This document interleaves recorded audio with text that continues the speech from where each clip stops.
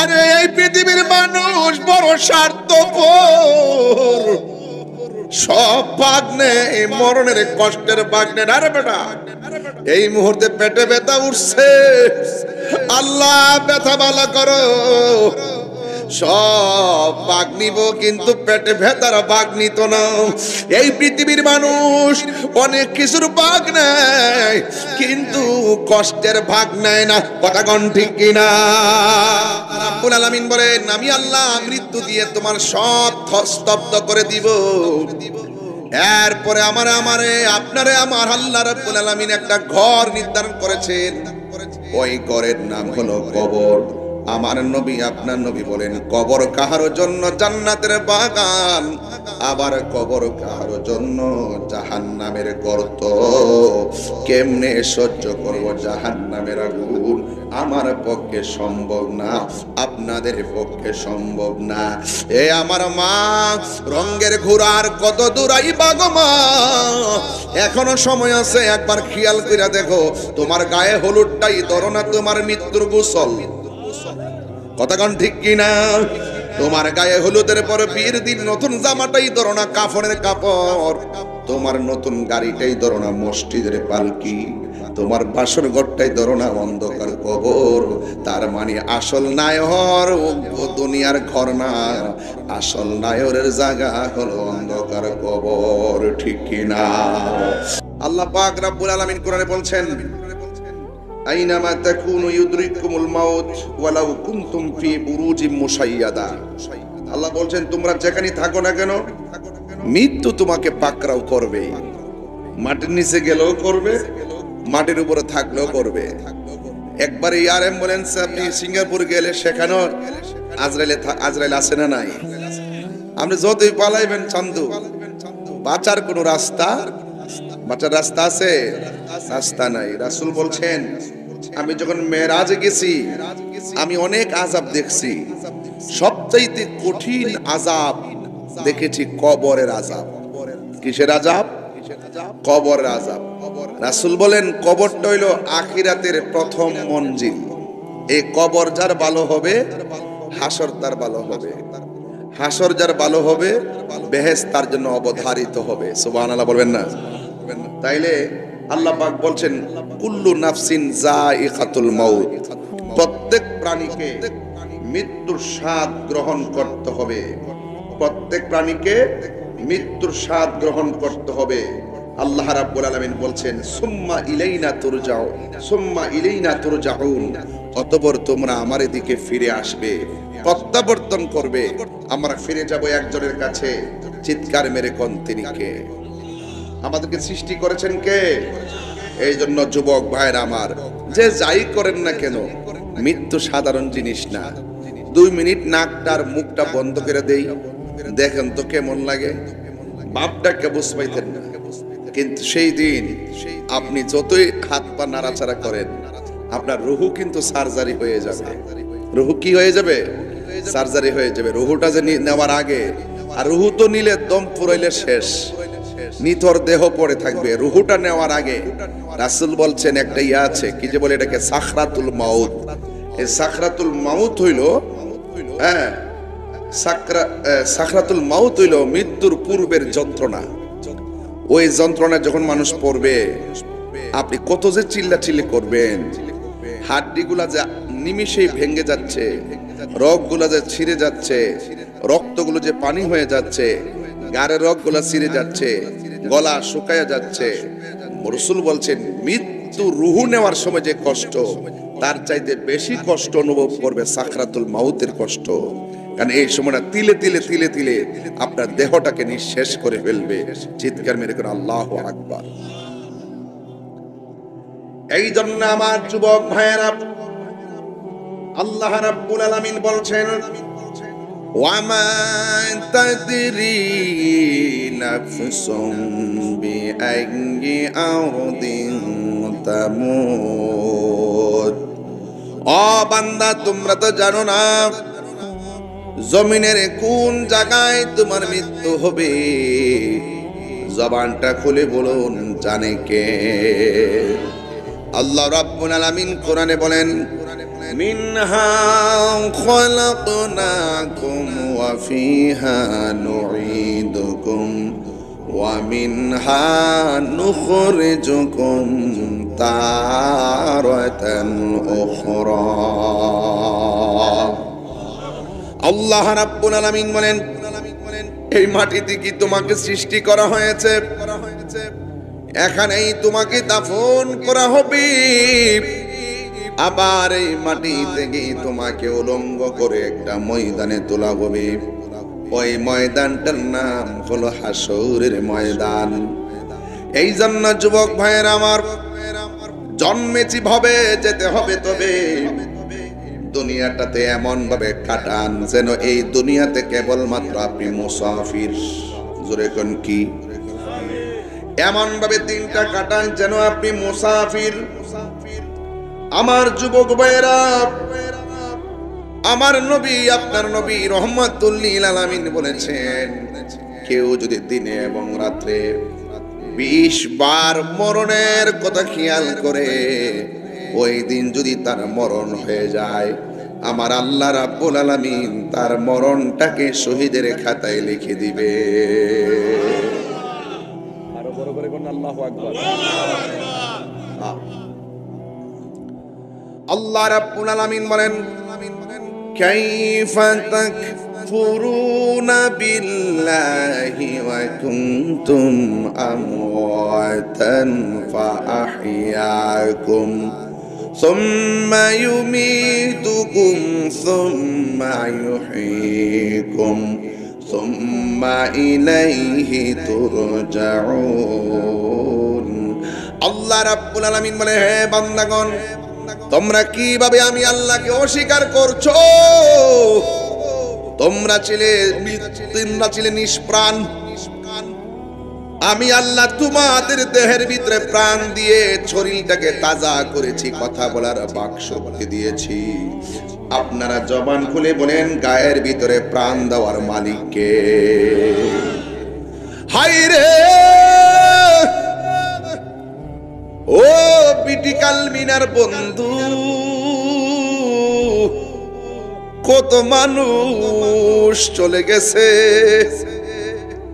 500 বছরের আগে যেই লোকটা মারা গেছে, ওই লোকটা যেই করে পড়ে আছে, আজ তার কবরের চিহ্ন নাই। ওই লোকটার নাম গন্ধ নাই। আবার আমি যদি আজকে মারা যাই গো, 500 বছর পরে আমার নাম গন্ধ নাই। এই জন্য কবরটা বড় ডেঞ্জারাস জায়গা। সুখে থাকলে সুখী, দুঃখে থাকলে দুঃখী। জবানটা খুলে বলেন, জীবন দেওয়ার মালিক কে? হায় রে, আল্লাহ রাব্বুল আলামিন কই, বান্দা রে, তোরা কেমনে আমারে অস্বীকার করবি? তুই তো ছিলি নির্জীব, আমি আল্লাহ তোরে সজীব বানাইছি। তুই তো ছিলি নিষ্প্রাণ, আমি আল্লাহ তোরে প্রাণ দিয়েছি। প্রাণ দেওয়ার পরে কেউ বিল্ডিং এর মালিক, প্রাণ দেওয়ার পরে কেউ এমপি, মন্ত্রী, বক্তা, তক্তা, প্রাণ দেওয়ার পরে কই মেম্বার, চেয়ারম্যান, প্রাণ দেওয়ার পরে কেউ টিনের ঘরের মালিক, মাটির ঘরের মালিক। আল্লাহ কয়, আমি আল্লাহ তোরে প্রাণ দেওয়ার পরে এতে কিছু দিয়েছি, আমি আল্লাহ তোর সব স্তব্ধ করে দিব একটা থাবা দিয়া। ওই থাবার নাম হলো মৃত্যু। আবার নাম কি? মৃত্যু। মৃত্যু, এই মরণ বড় কঠিন। মুখে যত সহজ লাগে, ঘাটটা তত সহজ না। বলতে যত সহজ লাগে, মৃত্যুর চাদর বড় সহজ না। ডানে আমার মা, বামে বাবা, সামনে ভাই, পিছনে বোন। আজরাইলের রূহটা সার্জারি করতেছে। সব মানুষ আমার সম্পদের ভাগ নিবে, কিন্তু আমার মৃত্যুর কষ্টের ভাগ কেউ নিবে। আরে এই পৃথিবীর মানুষ বড় স্বার্থপর। সব ভাগ নেই, মরণের কষ্টের ভাগ নেই। আরে বেটা, এই মুহূর্তে পেটে ব্যথা উঠছে, আল্লাহ ব্যথা ভালো করো। সব ভাগ নিব, কিন্তু পেটে ব্যথার ভাগ নিত না। এই পৃথিবীর মানুষ অনেক কিছুর ভাগ নেয়, কিন্তু কষ্টের ভাগ নেয় না। কথা কোন ঠিক কিনা?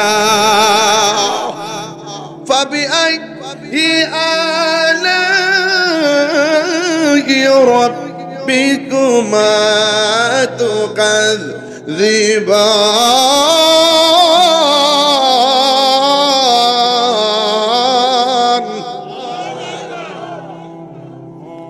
अल्लाह बोले तो आप परवरदिगार से कौन कौन नियामत से बिटलाओगी? तुम अपनी परवरदिगार से कौन कौन नियामत से बिटलाओगी, माने হলো তুমি তোমার রবের কোন কোন নিয়ামতকে অস্বীকার করবা। কোন নিয়ামতকে অস্বীকার করার কোন সুযোগ? এই জন্য আমার আল্লাহ রাব্বুল আলামিন কোরআনে বলে দিয়েছেন, তুমি যেখানেই থাকো না কেন তোমাকে মৃত্যু ধরবে। আল্লাহু আকবার কোন না কেন? ও যুবক, পায়ের মধ্যে হাত দিয়া বলে দিয়ে যায়, এখনো সময় আছে, রমজানে মৃত্যু কামনা করবেন। আল্লাহ মরে যাব দুঃখ নাই, যেদিন মরণ দিবা রমজান মাসে মরণ দিও। মরণটা মৃত্যুটা যদি রমজানে হয় লাভ আছে না নাই? আল্লাহর হাবিব কি বলে শুনা যান? আল্লাহর হাবিব বলে, যদি কেউ রমজান মাসে মারা যায়, আমার আল্লাহ রাব্বুল আলামিন কবরের আযাব মাফ করে দিবে। চিৎকার মেরে বলেন না সুবহানাল্লাহ। শুধুমাত্র তাই নয়, রমজান মাসে যারা মারা যায় আল্লাহ রাব্বুল আলামিন এদের জন্য কবরের আযাব নয়, জাহান্নামের আগুন পর্যন্ত মাফ করে দিবে। জাহান্নামে রমজান মাস আসলে জাহান্নামীরা যারা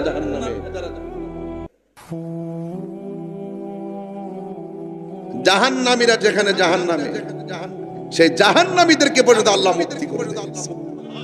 আমি ভূমিকা একটু অন্য একটু তেলাওয়াত করে আয়াতটা ওয়াজটাকে সাজাই নিলাম।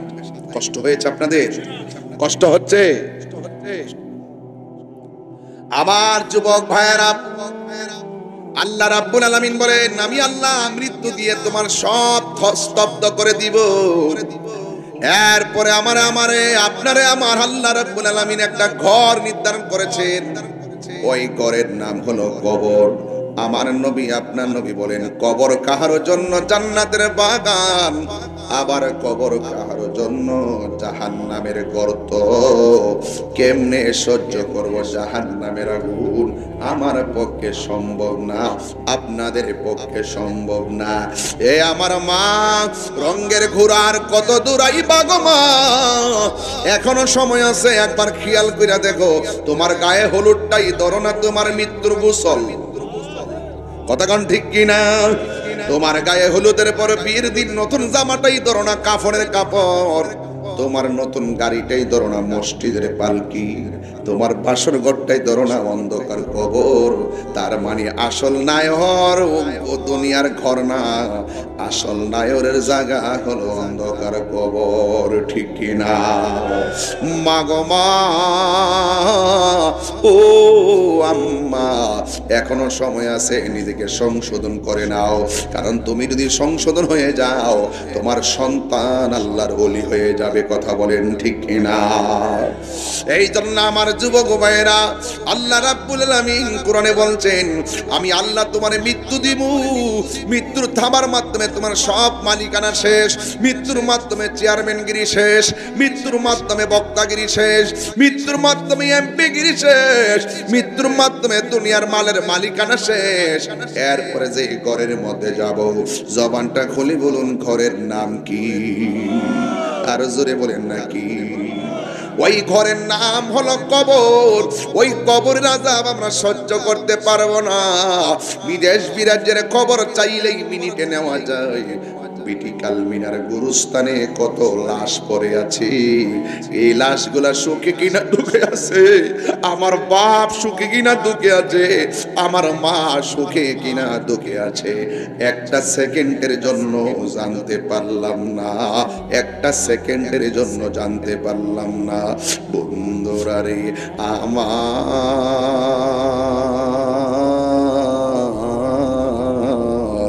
ওই কবরের মানুষ আর পিটিকাল মিনার মাহফিলের মানুষ এক না।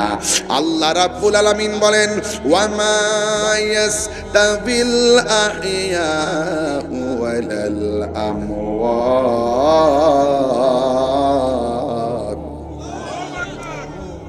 যারা মুর্দা এবং যারা জিন্দা তারা এক। আপনাদের সবাইকে নিয়ে যদি পিটিকাল মিনা গুরুস্থানে যায়, কবরে দুই হাত নিচে মানুষ কেমন আছে আমরা কি বলতে পারবো? ওদের কবরে যদি জাহান্নামের আগুন থাকেও আমরা কি নিভাইতে পারবো? আর আমরার ঘরে যদি আগুন লাগে মানুষ নিভাইতে আসবে, আবার ফায়ার সার্ভিসও আসবে। এই জন্য বলছে উপরের মানুষ আর নিচের মানুষ এক না।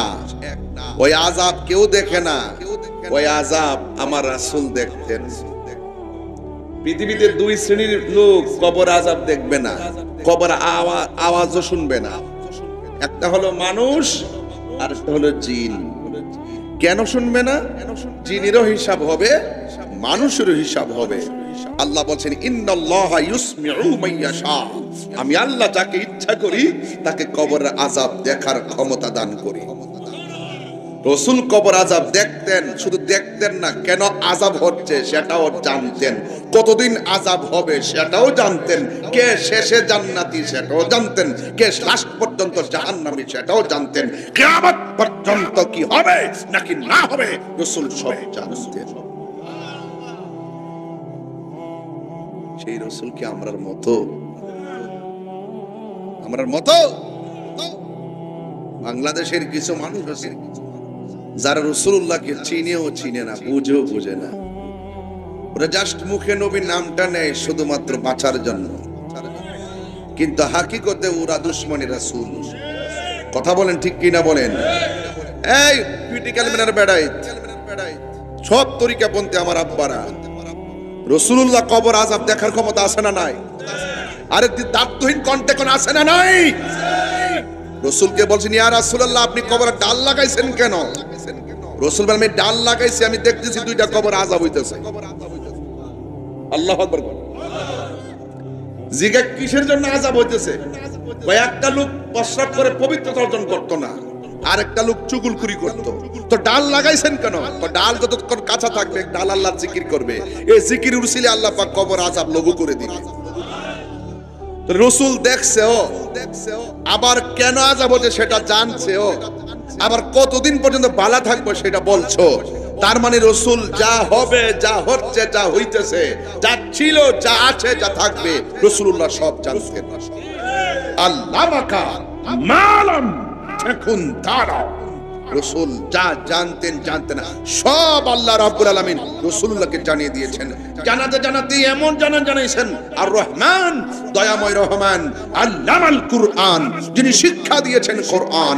আল্লাহ রাব্বুল আলামিন বলছেন, এই কোরআনের জাহিরি বাতিনি প্রকাশ্য অপ্রকাশ্য সব কিছু, এমন কোন সূক্ষ্ম কণা নাই, ওয়ালা রাতবিউ ওয়ালা ইয়াবিসিন ইল্লা ফি কিতাবিম মুবিন, জলস্থলে এমন কোন সূক্ষ্ম কণা নাই যেই সম্পর্কে আমি কোরআনে বর্ণনা করি নাই। একটা জাহিরি আর একটা বাতিনি, একটা জাহিরি আর একটা বাতিনি, একটা জাহিরি আর একটা বাতিনি। হযরত মাওলা আলী বলেন, আমি যদি বিসমিল্লাহ তাফসীর করি 60টা উটের পূজা হবে, তাফসীর শেষ হবে না। তাকবীর, নারে রিসালাত, আহলে সুন্নাত ওয়াল জামাত, আল্লামা পীর মুফতি গিয়াসউদ্দিন আত-তাহিরি সাহেব।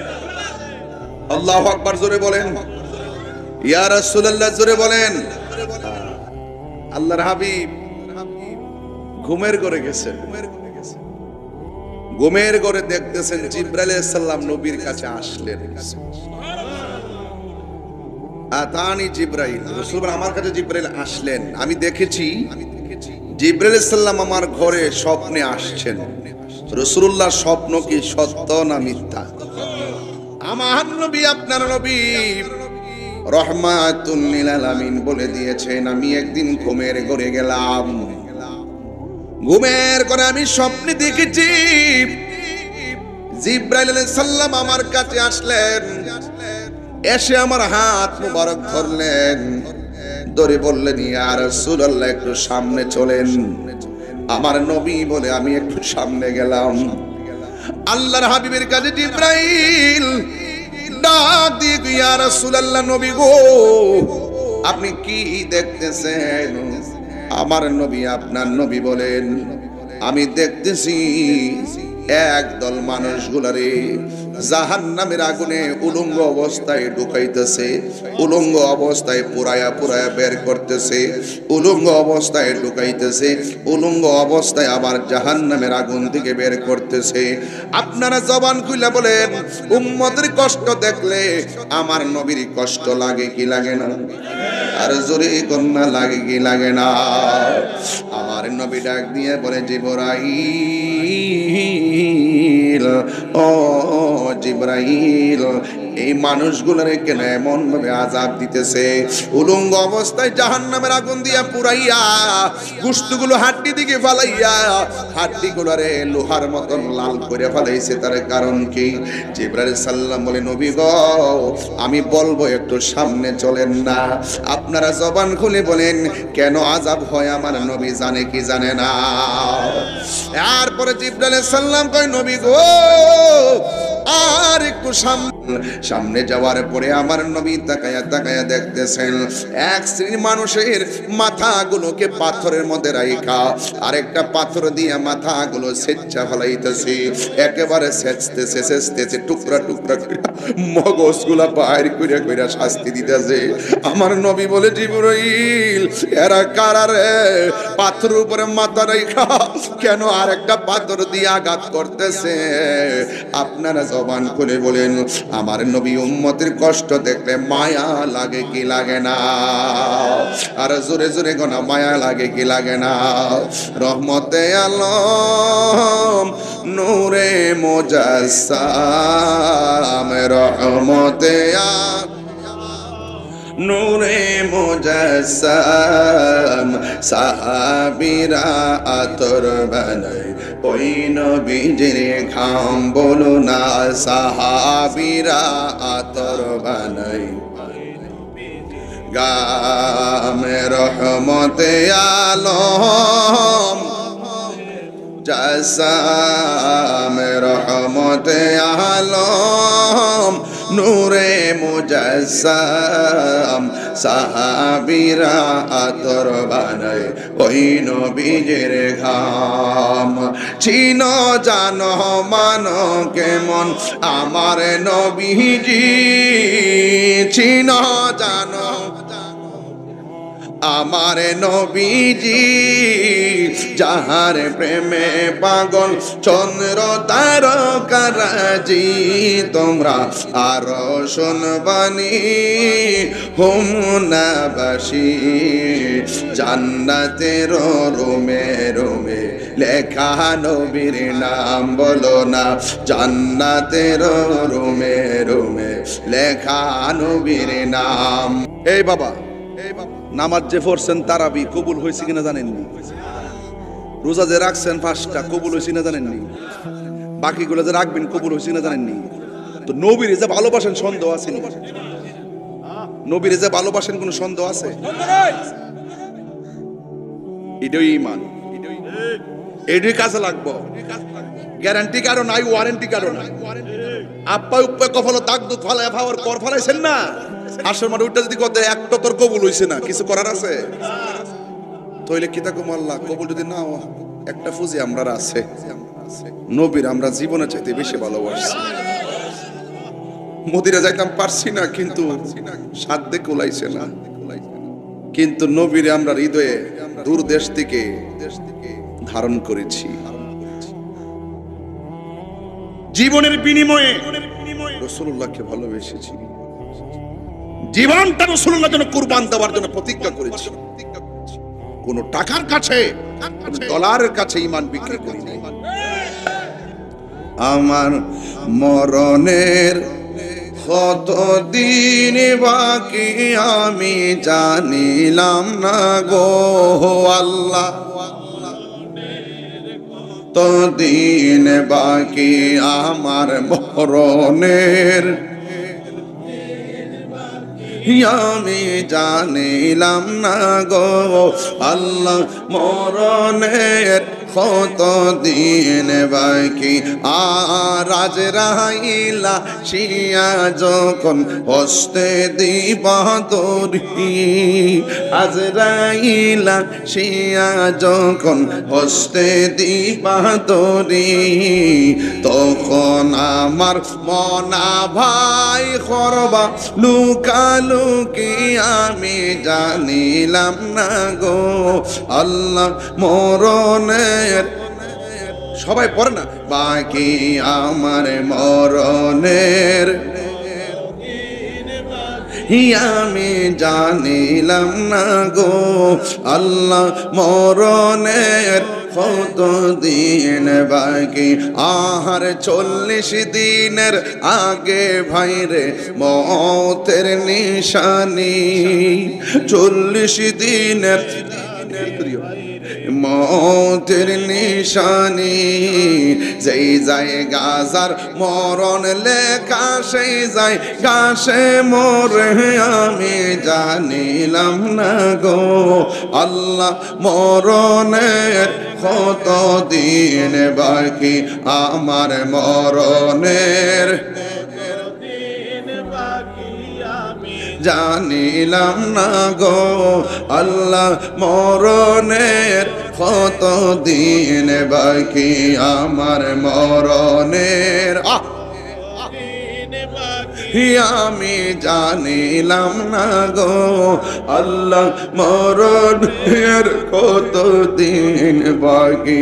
আর হায়াত হইল হাতে ভাইরে মত হইল পায়ে, হায়াত হইল হাতে ভাইরে মত হইল পায়ে, জমদূতে কা ইরানি বচকে দিয়া আমি জানিলাম না গো আল্লাহ, মরণের ইনে বাকি আমার মরণের আমি জানিলাম না গো আল্লাহ, মরণের কতদিন বাকি। একটা জবান বন্ধ রাখবেন না, মহব্বতে মায়ার সুরে বলুন আল্লাহু আকবার। সবাই আমার সাথে মহব্বতে বিনয়ে বিনয়ে টান দিয়ে কোন বন্ধুরা রে আমার, ও বিটি কালমিনার বাবার, ও দুলালপুরের বন্ধুরা গো, ও গাগটিয়া মাধুপুরের বাবারা, একটু পায়ে হাত দিয়ে বলে দিয়ে যায়, আমার নবী ডাক দিয়ে কয় জিবরাইল এদের মাথা কেন এমন করে ভাঙতেছে আমাকে বলো না। জিবরাইল সাল্লাম বলে নবী গো বলবো, আপনারা বলেন নবী জানার ক্ষমতা আছে না নাই? এরপরে জিবরাইল সাল্লাম নবীর সামনে নিয়ে গেল। এবার আমার নবী আপনার নবী তাকায়া দেখতেছেন সামনে অনেকগুলা মানুষ, তারা ওই রক্তের নদীর মধ্যে হাবুডুবু খাইতেছে, এমন ভাবে হাবুডুবু খাইতেছে।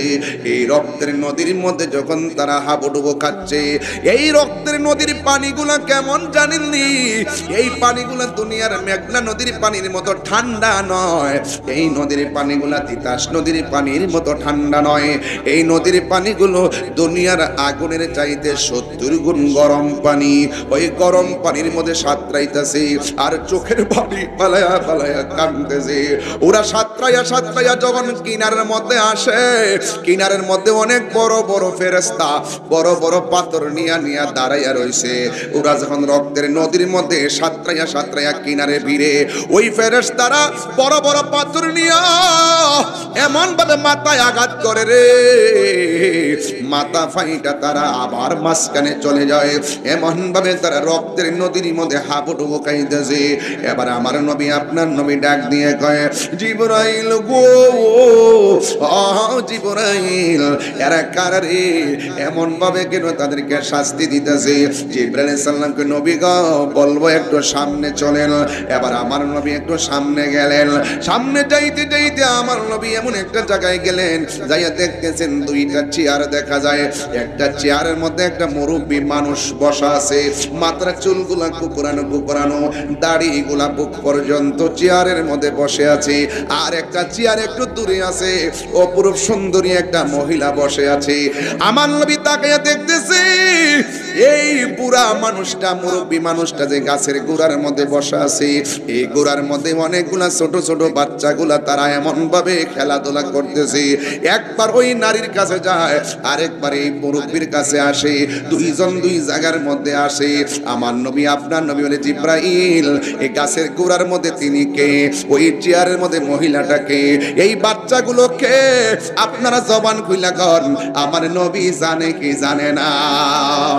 এই ব্যাখ্যাটা একটু পরে দিব, ওয়াজটা লম্বা হইব, এই জন্য ডাইরেক্ট যাইতেছি। আর সময়ের কারণে যদি না বলতে পারি আবার, এই জন্য আমি বইলা দিয়া যাই শেষ পর্যন্ত।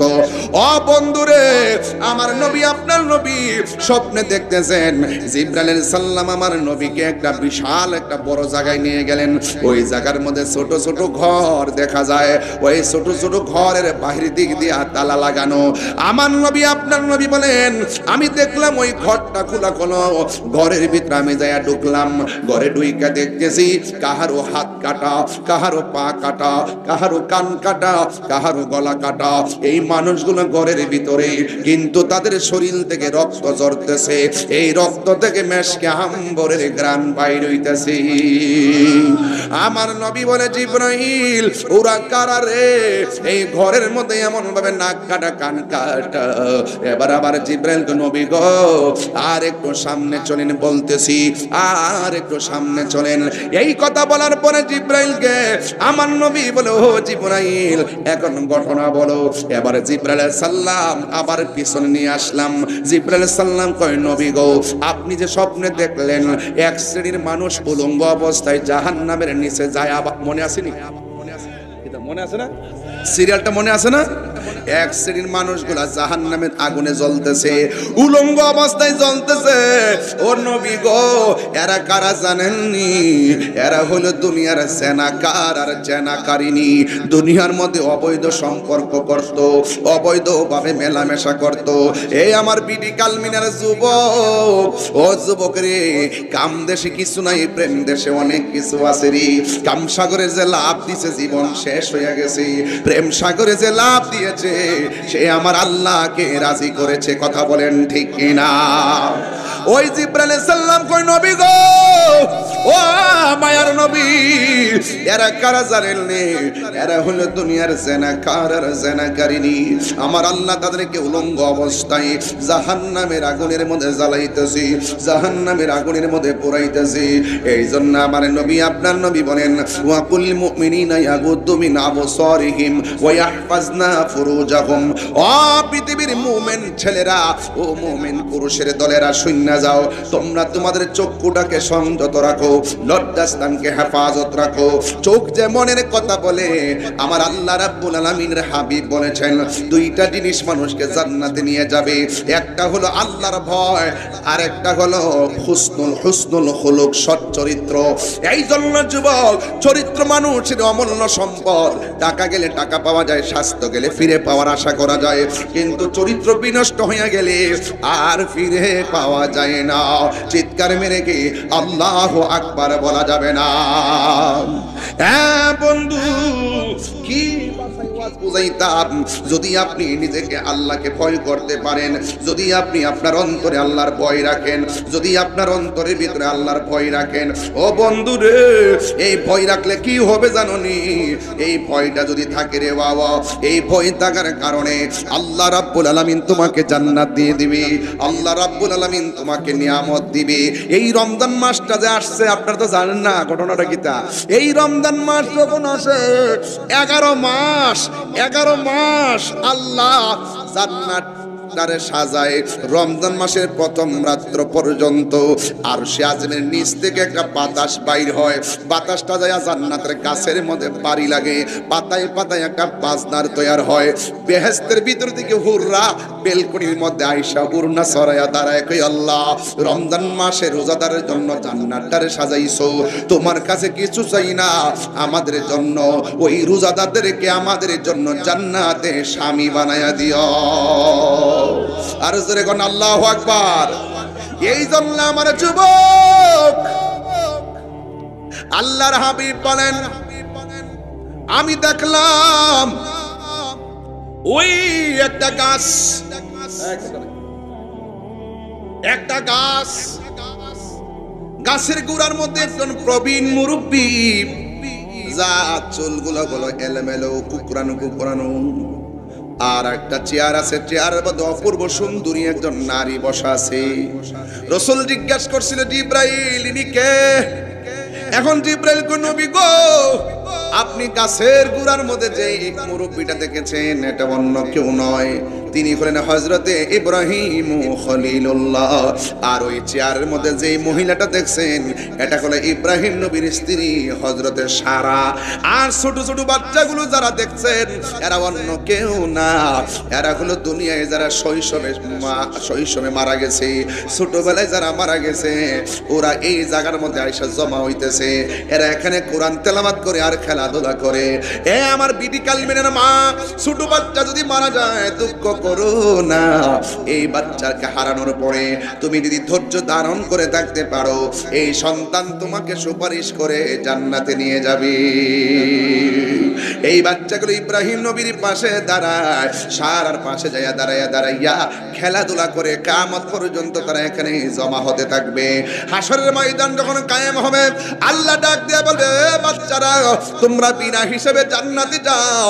ছোট ছোট বাচ্চারা বলবে, আল্লাহ আমরা জান্নাতে যাব, আমাদের হিসাব হবে না, আমরা রে মার পেটে পাঠাইছো তুমি, দুনিয়ায় পাঠাইছো তুমি, ভালো করে তোমারও ডাকতে পারি নাই, আমার মা বাবাকেও ডাকতে পারি নাই, তোমার গোলামিও করতে পারি নাই, তুমি আমাদেরকে নিয়ে এসেছো।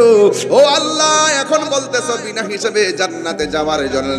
ও আল্লাহ, জান্নাতে যাওয়ার আগে একটা কথা আছে, যেই মার পেটের মধ্যে 10 মাস 10 দিন ছিলাম, সেই মা দুঃখিনী এখন কোথায় আছে? আল্লাহ ডাক দিয়া বলবে, তোর মা জাহান্নামে।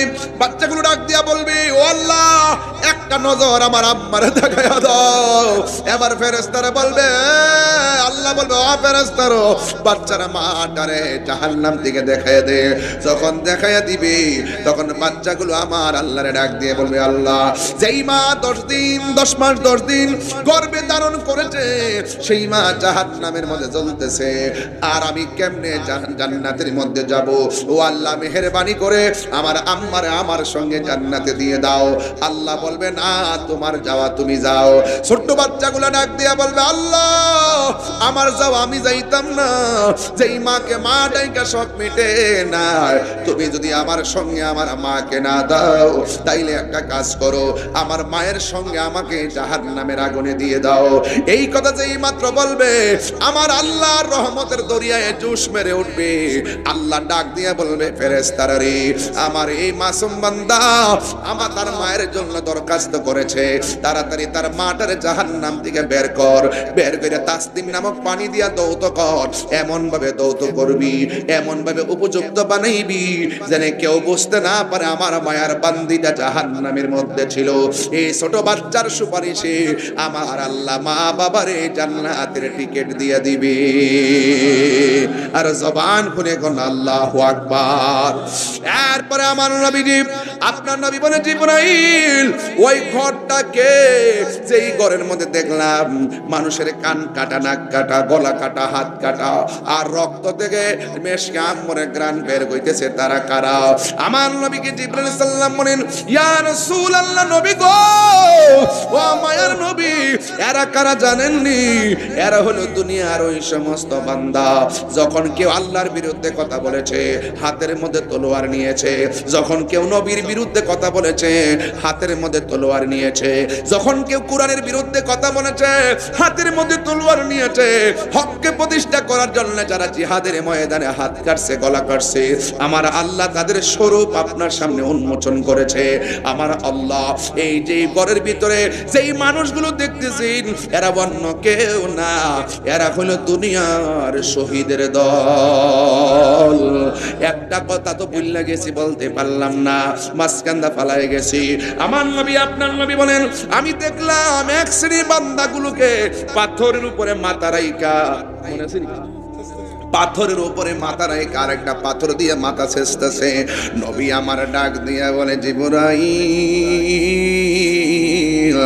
ও জিবরাইল, এরা কারারে এমন ভাবে মাথাগুলা পাথরের উপরে রাইখা ওই পাথরের ভিতরে আবার পাথর দিয়ে আঘাত করতেছে, এরা কারারে?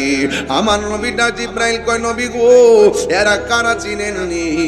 এরা হলো দুনিয়ার মধ্যে মা বাবার অবাধ্য সন্তান, যারা মাকে দমক মারতো, মাকে আঘাত করে কথা বলতো। এ আমার বিটি কালমিনার যুবক, সব মা বিলে পয়লা দিয়া যায়, এই রমজান মাসে তোমার কানের মধ্যে একটা অ্যালার্ম বাজতো, মায়ের মধু মাখা ডাক, এখন আর সেই ডাক কানে শোনা যায় না। ওই মা দুঃখিনীকে নিয়ে ইফতার করা যায় না, ওই বাবাকে নিয়ে সেহরি খাওয়া সাহারি খাওয়া যায় না।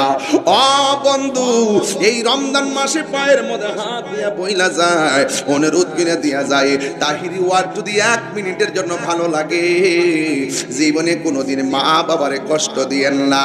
এই রমজান মাসটা আসছে, মা বাবাকে কষ্ট দেওয়া যাবে না। এই জন্য যুবক আজকে থেকে ওয়াদা করেন, জিন্দেগিতে মাকে কষ্ট দিব না। কেন দিব না? মা না খাইয়া আমারে খাওয়াইছে, না ঘুম পাড়ায় আমারে ঘুম পাড়াইছে। আরে কারেন্ট আইছে কয়দিন হইছে, আগে কোয়েল ছিল না, বাপটা বন দিয়া খের দিয়া বিড়া বানায়া ঘরে ধুমা দিয়া মশা তাড়াইছে। আরে কয়দিন হইছে কারেন্ট আইছে, বাপটা তাল পাতার পাঙ্খা দিয়া সারা রাত একটা ঘরের মধ্যে আমরা বাতাস দিয়া দিয়া ঘুম পাড়াইছে। এই মানুষগুলো এখন অন্ধকার কবরে শুয়ে রইছে। ও যুবক, ওই মা বাপরে কষ্ট দিও না, মা বাবারে কষ্ট দিয়া রোজা রাখলে লাভ হইতো না রে বাবা।